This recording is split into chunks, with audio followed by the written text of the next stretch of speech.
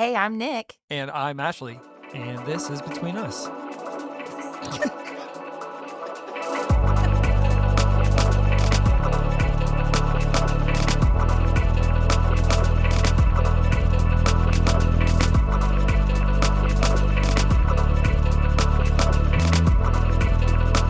Okay, so early 2000 music. Yeah. I don't know if you listen to any of the podcasts, you will know that we are fine listening to just all sorts of music. All kinds. And we love music. We loved music back in the early 2000s. And if I'm honest, there were some shining points and there were some... Not so much. Correct. I think before we started, you were singing what? Shine Bright Like a Diamond? Yeah. Rihanna. Is that Shine bright like a diamond. That one. That one. It wasn't... I don't think that there's a problem with what early 2000s music was. Well, of course not. But... I mean, if you were to put those up against other eras, decades of music, it's I don't know. Not all of it's great. A lot of it's not great, but there's some shiny points. There were some trends in the early 2000s. We like to spell things out. That's true. We like to spell things. Do you remember what is it? Bananas. Bananas. B-A-N-A-N-A-S. Like, wait, please don't say the first line of that. I don't know the first line. It's not okay. I would not know the first line. Well, I do, and it's not good. What else? What was Fergie the other one? Was another Fergie. one. She liked to spell her name. She did too. And she liked to spell glamorous. That's Glamorous was right. My personal favorite. Let's hear it. INDEPENDENT. Oh, no. Do you know what that means, man? But the funny thing was, like, the line that followed that was, she got her own house. She got her own car. Well, hey, but you remember as a kid, too. I am a C. Oh, yeah. I am a C. We totally did that in the We church, were doing this too. all the time. Yeah. Like, this is not new. I think mainstream took it and made it their own. Like, they do sure everything did. else. It's fine. So we actually came up with it first. We started the whole spelling thing. Yep. And you know what? I have CHREST in my HEART. Yeah, and I will LIVEETERNALY. Yeah, but it was not planned. Good job. Oh, I feel like Fergie all of a sudden. Fergie. Don't even get me started. Oh, that's good stuff. Oh, you know what, though? Can I say something? Say it. The Black Eyed Peas.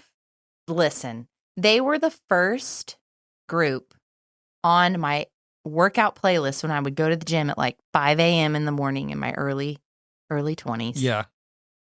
I would pump in my ears some Black Eyed Peas. Really? Yes. Man. On the elliptical, like trying to love my life, but really hating it at the same time. It was almost like, to me, they were, one-hit wonders. They were like one-year wonders, is the way they felt. I disagree. I disagree with that statement. And that's fine. But it's okay. Agree to disagree. I mean, you can have your own independent thoughts. Okay. And I'll have my own independent thoughts. Which leads us to today's topic. Today's topic is based off of a listener suggestion, actually. Yes. And we thank you for suggesting this topic. We're going to talk about independence overall, but more so we want to focus on what is the difference between healthy independence and a toxic independence, as worded by our listeners. So I want to open this up first of all, talking about the fact that there's nothing wrong with being an independent person, and I don't think there's anything. And in a lot of ways, I think it's a healthy thing. Mm-hmm. But it can become like tragically, horrible for somebody who feels like that's the only way to do life in an unhealthy way. Yeah. But so, it's been broken down. The way I've seen it is toxic or hyper independence. Mm-hmm. And then there's a healthy independence. But I don't know what things have you researched on the front end as we gotten ready for the episode today? Yeah, I looked into a few things. And the one thing that stood out to me was that this was actually like a trauma response. Okay. Like it could be viewed as like, depending on the situation, of course. Right. That it could be viewed as someone basically like protecting themselves. Like if I don't rely on anyone, I won't get hurt. Okay. That type of response, of that self-protection kind of thing, which I think is totally true. Yeah. But I think if you've been hurt or you are, you have suffered from trauma, like, yeah, your brain and your body, they're going to want to protect. Like that's like survive. Yes. And if we're not careful, like that can be our bend, that we can go in that direction of just like, I'll do it myself. And I'm not going to ask anybody for help. And, and some of those things I've even said to myself, Oh, for sure. Just like, I don't want to have to need anyone. I'll just get it done myself. Yeah. There was the lines that I've heard to describe it. A healthy independence is something where it says I'm my own person and I choose you. Ooh. Versus I like that. Toxic independence is I don't need anyone, including you.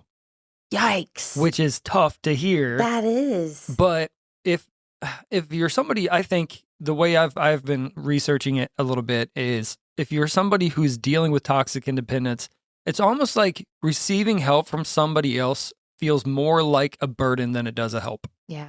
So whenever somebody is like, "Hey, I'm free on Saturday if you want some help with whatever," you're instantly like, "That's too much. You're too much. Yeah. Get away from me." Yeah.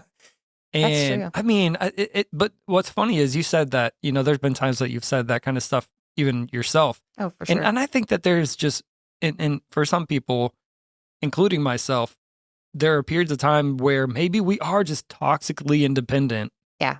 But if it's, and that's, if that's a defining trait of who you are, like constantly, maybe that is something where over time, you've just built this wall of like, this is how I'm operating. Mm-hmm. And what it is, it's less of an independence and it's more of an isolation. Yeah. Yeah, that's a good perspective of it. Yeah. You do end up like isolating yourself because you think this is the only way I'll be safe. This is the only way that things will get done the way I need them to get done. I mean, fill in the blank. Like, right. It's easy to think that this way is better because it just feels comfortable and safe right now versus putting yourself out there and like accepting help or just connection even. Right. Yeah, there was one of the psychologists I was listening to as well was talking about how this really actually connected with me a lot was sometimes people who he said like deal with toxic independence or struggle with toxic independence they'll make themselves so busy they don't have time for connection. Basically, their life is all about the paycheck. It's all about the success, or it's all about they're always unavailable for other people, or they're always on their way to the next thing, or oh hey, I'm sorry, I got to get going, so we're not going to have any further conversation. Like real connection. Yeah, and so then you basically create as little space as possible for any kind of connection with anyone. And that's your excuse. So you've basically disconnected yourself from other people so that there's nothing else. And it's all just an excuse for you to say, I don't have time to be connected. Wow. I'm so busy and I have so much going on. Yeah. And it's almost a badge of honor for you to be like, I'm so exhausted because I have so much going on. And it could be great and healthy things. It could be good things. Yeah. It's not like you're always like, doing terrible things. You could be building a business and blah, blah, blah. But the thing is you're doing it some, and this isn't everybody, right? But some they're just replacing the discomfort of connecting with another person because they're afraid. I was going to say, well, don't you think that the real reason behind it is fear? Yeah. Fear of disappointment. We've talked a little bit about that. Yeah. Fear of being betrayed, fear of being vulnerable and not being taken the right way, or like, what is this person going to think of me? And right. Like, I think a lot of it is rooted in fear, right? Which we could talk a little bit about pride too. Like, yeah. I believe pride is really rooted in fear. I think like fear is the underlying culprit of pride, which pride could be toxic independence, if you will. But sure. Yeah, I do. I think that there's definitely something to that of knowing like what your biggest fear is ultimately. Do you fear that connection because you fear pain? Do you fear being hurt? Do you fear being betrayed or disappointed, or what is that thing? You know? Yep. It might look a little different for everybody. What's wild too is I think, and you and I, we've been married almost 20 years. Oh my gosh, that's crazy. That's weird to say out and loud. We've said it on here before, and every time I've said it out loud, it's crazy, right? It doesn't matter. It still like hits we're weird. that old now that we've been married for, and we're 20 years. Look at us over here. Look at us doing the thing, man. I feel doing the podcast. Sorry, we're distracted. Go on. We're looking at each other right now. We're having a good time. It's a good time. It's a good time in this recording studio. But I think whenever you get in a position like you're married to somebody else, maybe you almost, or I guess for me, I never really thought that this could possibly become an issue for me anymore. Where, of course, we're together. Of course, we're always. But the thing is, there are moments for myself where I have to remember, like, oh, hey, this isn't just about me. Same. And my life, I have to slow down and remember, like, it's not all about, like, oh, how am I going to succeed? Yeah. But more, how am I going to provide? Oh. Or for others, it might be, it's not about, the lavish riches that I want, but more so, like, how am I going to make sure my kids have enough? Yeah.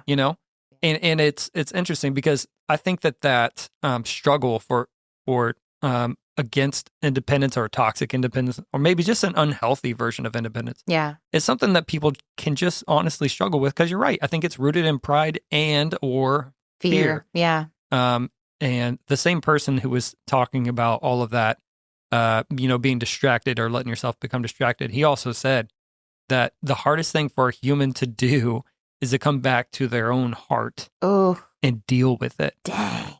That's really good. It's true. But that's so true. Yeah. For so many of us, I think, and I think we've mentioned this a little along the way throughout the episodes and everything, of just dealing with our own stuff first, before it spills all over the other person. Right.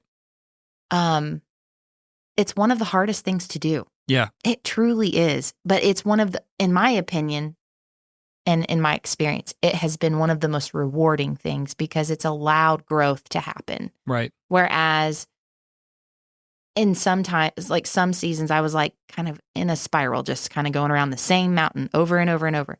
But then it was like once I broke through that, but I had to do my own work. Right. Like I really had to go in and have the Lord like deal with me on some things. Right. And put his finger on some things, Yeah. and actually be willing to do the surrendering of it and laying it down and working it out. It took a while, but it just, the growth that came from that was huge. And so it gets a little bit easier every time. It's never just like, oh, this is great. No. Rarely is Right. it ever like, wow, Correct. thank you, Lord, for revealing that in me. And Yeah. now I have to go ask So for great. forgiveness. And And it's so comfortable for me. So thank you. It's just awful sometimes. Right. But I do think that there's just so much growth potential in your own self, but also in your relationships around you. Oh, and see, that's the thing I think too, is I think that we undervalue connection anymore because it's so easy to be satisfied without it. Dang. You had some really good little one-liners tonight. And that was a good one. And I was want to good. applaud myself, no That was- hands, but applauding myself for that one. That was good, though, for real. I think so too. I think it's true. It's easy for us. Ashley did this to me earlier today. She took my phone and made it grayscale. It's awful. It is the worst because all of a sudden I'm like, what is this thing? And you don't even want to look at it. I don't want it so anymore. ugly. And it is. But what's interesting about that is how quickly I was like, I need this to change back because Yeah. I don't enjoy anything on here anymore. And I guess the point is, I think that we are easily satisfied Yeah. with so much more in this world that we could just set aside the people that care about us and that really we care about the most. 100%. And we could just find satisfaction in so many other things, Yeah. but miss what is the most satisfying part of life. That's so true. Mm-hmm. And it is, and it's more, and I mean, and we can take that from a marriage standpoint, Right. a friendship standpoint, like the Kids. fact, yeah, I mean, that is the big one for me. I know. It hurts really when you know. think of it. Like our kids are trying to connect with us, Mm-hmm. and it's easy to get distracted, or really to just, you can call it, maybe it's a numb independence, That's preaching right but there. that's toxic too, isn't it? Yeah. Yeah. Yeah, That's good. I think that's really big. Now, one thing that the listener said, and the way that they framed how we could approach the topic, I thought was really key. So do you mind if you read that quote, or do you want me to read it? Yeah. Okay. Toxic independence. So she was having a conversation with someone. Specifically, we were discussing how women, when we feel in a secure place with our spouse, we will try to gain control through extreme independence. But when we feel, I'm sorry, I read that wrong. When we're in an insecure place with their spouse, they will try to gain control through extreme independence. But when feeling secure and safe in their husband's leadership, they don't necessarily need that toxic independence, all because when we are working together in God's design, we can fill our roles perfectly without resentment or needing to feed the lacking. I think that's a really good statement overall. Mm-hmm. Now, and I mean, she's speaking from a woman's perspective. Right. I don't know if you have an initial thought on how she stated that. Like, whenever you feel secure in that place. No, I agree. And I've said this multiple times about feeling safe and secure in your relationships. Mm-hmm. When you feel safe and secure, you trust more. You let your guard down a little bit more. I think you operate in a healthier way.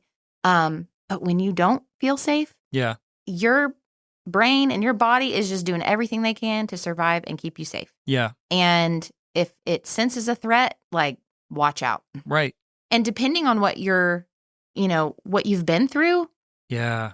If you don't feel secure in the leadership of your husband, that is a tough place to be in. And I totally see what she's saying here. Like, you can really get yourself spinning your wheels in that toxic independence mindset because you don't feel like you have a solid foundation. Right. You don't feel safe. You don't feel secure in it. And so you're like, I'm not going to get hurt. Right. I'm going to do this. You know, like, I think that's pretty true. I think it's pretty solid. I think also from a male's perspective, I would say on the other end, it's not so much the do I feel secure in how you're fulfilling your role, but more of what it is for me is how you're going to respond to me fulfilling mine. Oh. So I think it's almost, how is she going to deal with me trying to lead our household? Is she going to allow me to lead? Is she going to support my leadership? And am I going to be able to make some bold decisions when necessary, or rely on you to help me make those decisions? Right. And you still see me as the man or whatever. The leader of the house. Yeah. Like, can I be vulnerable and you still respect me?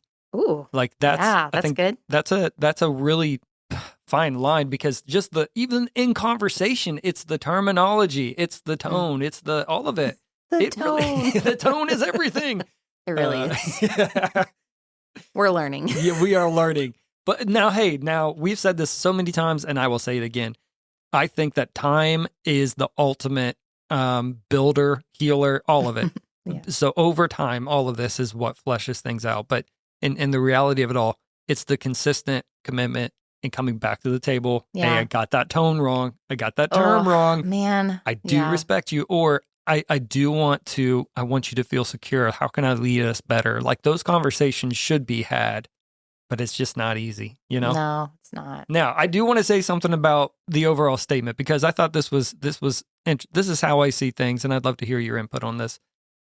I think that the one thing that overall statement is missing is, I think that we look at the roles as, okay, this is our job. So I'll do this, you do this. And if I feel secure in you doing this and you feel secure in me doing my part, then we're going to be doing the thing. But I think that it just lets us off the hook if we don't look at the rest of the picture. So here's the scripture I'm going to bring up, is Matthew 22, 36 through 40. This is when basically the man's asking Jesus, "Teacher, what is the greatest commandment in the law?" Jesus replied, "Love the Lord your God with all of your heart, with all your soul, and with all your mind. This is the first and greatest commandment, and the second is like it. Love your neighbor as yourself. All of the law and the prophets hang on these two commandments." So it's that second part, and I'm sure people have talked about this many, many times. I've seen it for a long time, and I've loved it because it's convicting. It's that second part: love your neighbor as yourself. Mm-hmm. And I think what we can trip ourselves up into is, hey, you're doing your part, I'm doing my part, we're all good. But the problem is, we're supposed to love others as we love ourselves. Yeah. And I think that one of our deepest fears is loving ourselves. Oh, yeah. Really being okay with who we are. Mm-hmm. And we cannot appropriately love someone else until we understand what it is to love ourselves. How does God see you? And if you're not comfortable answering that question, you're going to have a hard time seeing how God sees someone else. It's hard. It's tough. Man, there have been so many times when I acted as though I thought like this is me loving myself, but it was actually like beating myself up. Yeah. Yeah. And it never got me to a point where I felt like I could really serve my family. Yeah. My kids, you. Right. Like it never, when I was pushing so hard, thinking I'm loving myself in that way, mm-hmm. I did more damage than good. Right. And like he's still working on that in me. Yeah. You know, yeah. That's just very, very in real time learning how to love myself the way that seeing myself how he sees me and all of that. And then you too. Like it's just wild, but that is definitely, that's major. Yeah. It's humbling too, because for God to put it in us to be able to love someone else, and we're not even good at loving ourselves, even showing him like the appropriate response, what he calls me to, or how he's called me, or nudge me to do this or that. And I don't even want to listen to that, let alone the things that you need or that our kids need. Sometimes we'll put those first because we don't want to deal with what's in our own selves. Yeah. So that's what I think when that guy's talking about, we'll make ourselves so busy. We'll make ourselves so distracted because we don't want to deal with, hey, God loves you and he wants you to be okay with who you are and how he's designed you. There's work to be done. Right. You were made to be more than just like a slave to the world. Right. You're made to be someone who enjoys the world and enjoys other people, who connects with other people, to spread the love of God, like to be the light. And you were made to do all of these things, and you're so afraid of dealing with yourself that you don't want to do it. Yeah. It's hard. It is really hard. So I guess what I would say, anyone who thinks like, hey, the way to fix toxic independence is to just make sure we do our roles really well. I think you're right. I think that God has put us into specific roles. Yeah. Husbands, lead your family, love your wives, be ready to die for her.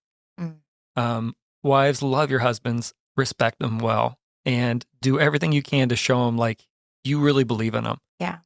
And but remember, all that takes, like, you're going to have to learn how to love yourself and deal with yourself. Yeah.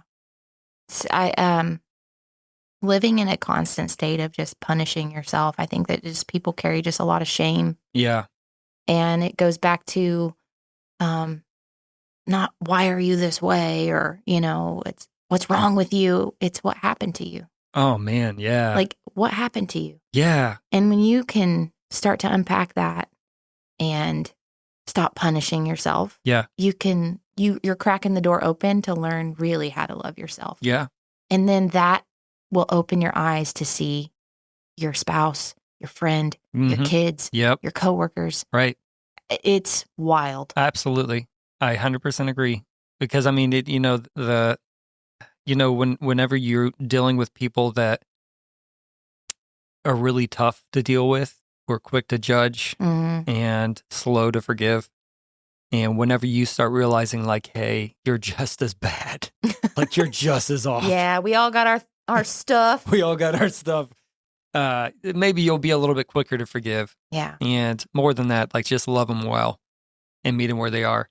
But I honestly think like independence, I don't think is as, I don't know, dare I say sexy. It's not as sexy as I think this culture makes it to be. The term that I heard someone say that I thought was really good was, instead of thinking of it as like, let's be really independent because independent is a great trait, let's maybe be more self-sufficient. Oh, which yeah. I like that. I like that I think term. that's good because you're self-sufficient. Yeah. If I left for a week, everything's going to be fine. It's not going to be fun. It won't be easy, but Yeah, but it's going to be fine. And same for you. Whenever you've gone on, those short, those weekends, and I'm crying. You're like, and oh, man. Please come home. It's fine, though. Yeah. I can be sufficient. I can handle the home. I can do the things. Yeah. And I'm going to be okay. But instead of like, I'm always going to be on my own, it's more like, hey, I can do this if necessary. And I can take care of myself as needed. Right. But let's not forget, like we're committed to each other. This is what it is. The long haul. Long haul, like it or not. Like it or not. Yeah, this is it. This is it. It's good stuff. All right. Rapid fire. Rapid fire. Let's hit it. All right. What's one thing you know for a fact I'd buy if I got rich? Oh, okay. Okay. So first thing that comes to mind, I will never forget, there was someone who put up on Facebook, I think it was, this cappuccino maker. Oh. It was a Breville, was it? Oh, gosh. Those things are awesome. And you were like, hey, so-and-so selling their Breville cappuccino maker. And I'm like, what? No, it's an espresso machine. It's Espresso. just this So sorry. But it's like a whole thing. They're incredible. Yes. But go on. Well, here was the thing. I think it was like, they wanted like 300, maybe 600. I can't remember which one it was. Probably up right 600. But those things are not cheap regardless. No. And when you said it, I was like, I don't know if you looked at our bank account anytime recently, but we also had a Nespresso maker. We had a Keurig, and we also have a drip pot. Yeah, we were trying to figure life out with coffee. Which I love where we are. I do too. But I think that one of your purchases would definitely be an espresso maker. I want to learn how to make all the drinks like that. All the coffee drinks, and I have a friend actually who has one, and she was telling me the story and how much it cost. They actually had to finance it. And I was like, wow, but it's such a cool setup. Oh, okay. No, hey, wait. Can I just say something? If you ever do decide to get one of those, I'm secretly going to be extremely happy about it. Of course, because you get to reap the benefits. Yes, just so you know. Wow, I didn't think you would say that. That's the one that came to mind. Okay, so for you, I think you would nerd out and spend a ton of money on trading cards. Okay, you're not wrong. You'd go to a show. I would definitely go to the show. You would be there for hours looking through decks of cards. Yes, now sports cards. I'm not talking about sports cards. Don't do Pokemon. I'm not into that stuff. But you're not wrong. Basketball, football, baseball, all of it. I would love it, and it is fantastic. And you're right. I would go to West Coast. They have a Space Coast card show that's awesome. Orlando. Yeah, I'll go to the Nationals in Chicago. I would also see you going to an auction and just being having a heyday. That would be a blast. Oh, you're right. You're 100% right. And I would be filling up my collection. Yeah. Oh man, I am kind of a nerd though. It's fine. I love it though. Yeah. We all have that nerd side, don't we? We do. And something. Mine's sourdough. Hey, you know what? I love it. And we all know this now. We do. We've established it on probably the last 3 or 4 episodes. And yet, I think you've only made one loaf in the past 3 or 4 weeks. I'm fixing to make some this week. Okay. All right. All right. Hey, this was a good conversation. Thank you to the listener who suggested this. Yes. We hope it blessed you, and we hope that you keep growing from it. Absolutely. And if you have any other suggestions, feel free to let us know. There might be a way for you to just send us a message down below. If not, just stay listening. And if you know us, come talk to us. Yeah, let us know. Yeah. All right, guys. Thanks for listening.